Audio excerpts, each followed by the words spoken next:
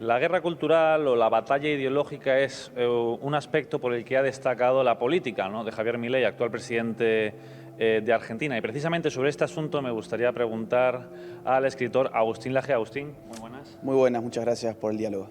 En primer lugar, ¿cómo es de importante esta guerra cultural sin cuartel, como la hace Milei, para derrotar a la izquierda? Bueno, para el propio Milei es fundamental, es decir, la izquierda se rió de nosotros durante mucho tiempo y de lo que nosotros llamábamos batalla cultural. La izquierda decía que estábamos haciendo una especie de juego de niños.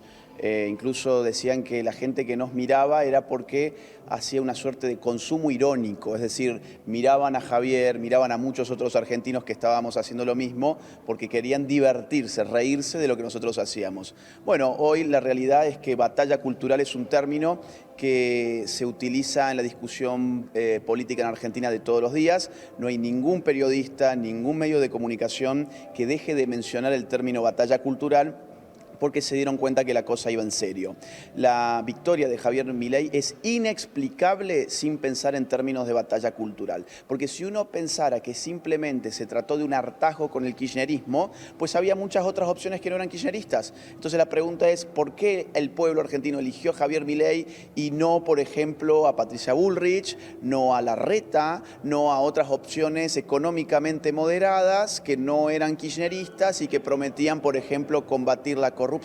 Porque el pueblo quería un cambio mucho más radical que ese, y ese cambio fue pedido como consecuencia de una batalla cultural sostenida durante muchos años, con muchas trabas, con muchos bloqueos, pero que finalmente dio frutos.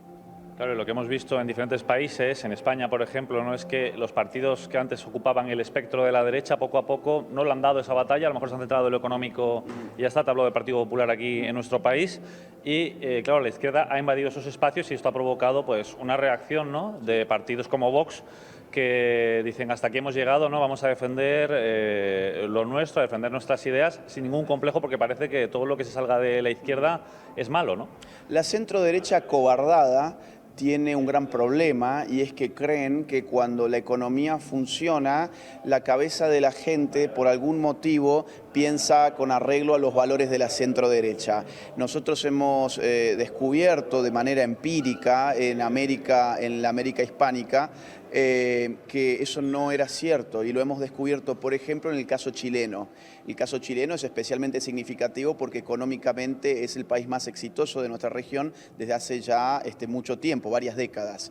Y sin embargo, allí donde se dio una revuelta de características revolucionarias en contra del sistema establecido fue en Chile. Es decir, no hay revuelta en Venezuela, no hay revuelta en Cuba, no hay revuelta en Bolivia, no hay revuelta en Argentina. La Argentina del 200% de inflación del gobierno anterior no ocasionó ninguna revuelta. En el Chile del bienestar, del consumo y de la economía marchando, hubo una revuelta que les costó un proceso constituyente. Esto para nosotros fue un ejemplo muy claro de que una cosa son las cuentas y otras cosas son los cuentos. Las cuentas tienen que estar al día, evidentemente, la gente tiene que tener bienestar y confort, pero si uno no se encarga de la dimensión de los cuentos, entonces los cuentos lo escribe la izquierda. Y cuando la izquierda domina el sentido común, empieza a fragmentar a la sociedad, empieza a generar conflictos entre hombres y mujeres, conflictos entre personas con color distinto de piel,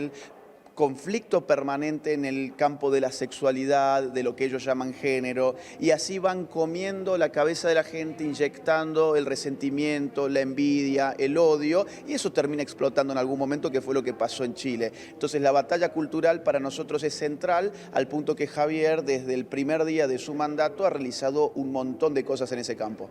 ¿Y cree que al final el ejemplo de Milei en Hispanoamérica puede hacer que el continente, porque han ido cayendo como fichas de dominó poco a poco en manos de la izquierda, pero cree que esto puede suponer ya un cambio de rumbo y que al final todo el continente, pues poco a poco, cambie de signo político?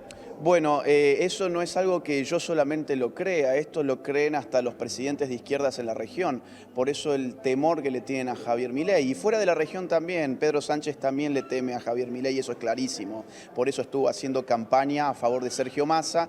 Cuando ganó Milei expresó su dolor frente al triunfo de Milei y después tuvo a todo su grupo de ministros hablando estupideces, inventando bulos y demás. En el caso de Hispanoamérica, López Obrador en México está muerto de miedo con el ejemplo de Milei, se nota a leguas. En el caso de Gustavo Petro, el presidente de Colombia, un exterrorista además, está muerto de miedo, constantemente lo expresa.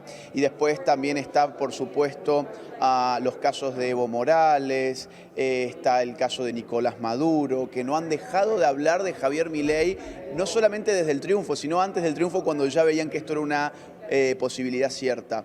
Con lo cual esta gente sabe muy bien que si el gobierno de Milei es exitoso, va a ser un gran problema para ellos, porque sus pueblos le van a reclamar a la clase política hacer cosas similares. Aquí hay otro ejemplo que uno puede tomar como referencia y es el caso de Bukele en El Salvador, que es el presidente americano con mayor índice de aceptación y de popularidad. Acaba de ganar unas elecciones con el 85% de los votos, elecciones limpias, sin fraude.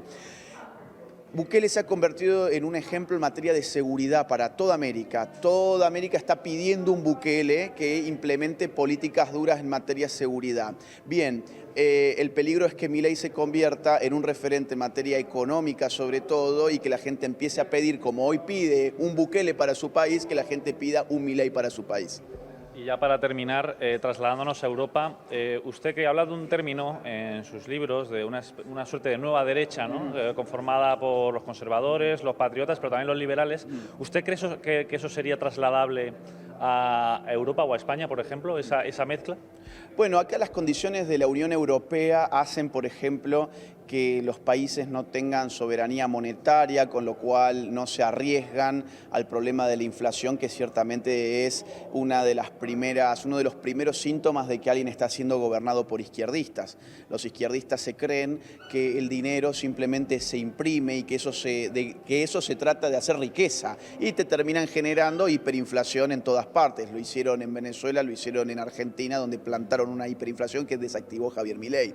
Ahora, los liberales que tienen un discurso más bien en el terreno de la economía, sin embargo, claro que tienen para aportar aquí. Y tienen para aportar, por ejemplo, cuestionando la construcción de una mega burocracia globalista que es la Unión Europea. Ya han dicho muchos referentes hace rato, referentes de las izquierdas, que la Unión Europea tiene que ser una suerte de embrión de gobierno mundial. Tienen que mostrar que las distintas naciones se deben gobernar bajo una estructura burocrática que las acople a todas. Bueno, contra eso un liberal libertario no puede estar a favor. Si el libertario está en contra del Estado-nación, pues cuánto más en contra tiene que estar de un Estado global o de un Estado internacional o de un Estado regional. Con lo cual, yo creo que en Europa efectivamente necesitamos a los patriotas que están dando su lucha contra la Agenda 2030, contra el Foro Económico Mundial, contra las pretensiones del globalismo. Necesitamos a los conservadores, que son los que están dando la lucha contra la ingeniería social del género, contra el nuevo racismo afro, es un racismo terrible, contra la inmigración descontrolada y contra todo tipo de agresiones culturales. Pero además necesitamos a los libertarios que impriman en esa nueva derecha un sentimiento de libertad individual frente a las estructuras burocráticas que tienden a expandirse siempre en todo lugar, tanto las estatales como las supraestatales. Hay que frenarlas cuanto antes.